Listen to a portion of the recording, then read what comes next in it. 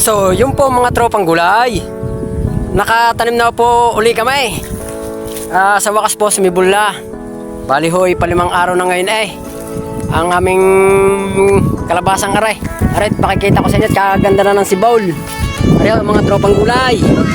Yan ho, aw. Ganda ng mga sibaul aw. Ito ho ay kalabasa. Yan. Mga kalabasa ano yan. Sumibula ho, mga ganda na sibaul. Mga tropang gulay. Aw. Marami ho aray. Simula ho hanggang din yan. Ganda yun. Kalabasahan ho lahat yan, mga tropang gulay. Dami ho yan. May pang-ulam na, may pambenta pa. Yung po naman sa kabilang yun ay tabayagan po naman yun, mga tropang gulay.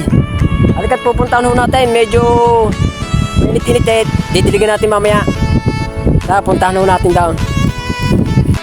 So, mga tropang gulay, ito po naman ang aming tanim na tabayag. Ariyaw, yan, padalawang araw na ho ngayon. Aming tabayag na aray. Yan, mga tropang gulay. Katatanim ho lang namin, padalawang araw na.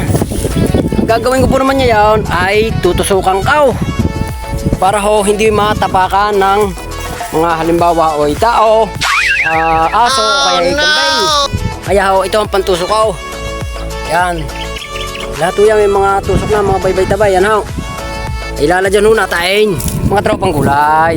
Ilalagyan ho natin ang pantusok para ho, maging safe ang ating tanim na tabayag. Wow, mga tropang gulay.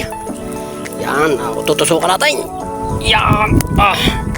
Para hindi siya matapakan dito, mga tropang gulay. Wow. Tutusukan na natin. Yan ha, may tusok na yan. Maluwang ho yan, maluwang din tao. Mula hanggang din yan. Paikout. Hanggang din yan. Tabayagan ho lahat yan, mga tropang gulay. Sana ho ay bumunga ng maganda-ganda. At yung amin dati hong tanim minadali ng ng Christine, walang natira. Nadali ho ng baha. So, hintay-hintayin na po lang natin ang pagsibol na rin, mga tropang gulay. Sige po, marami po salamat.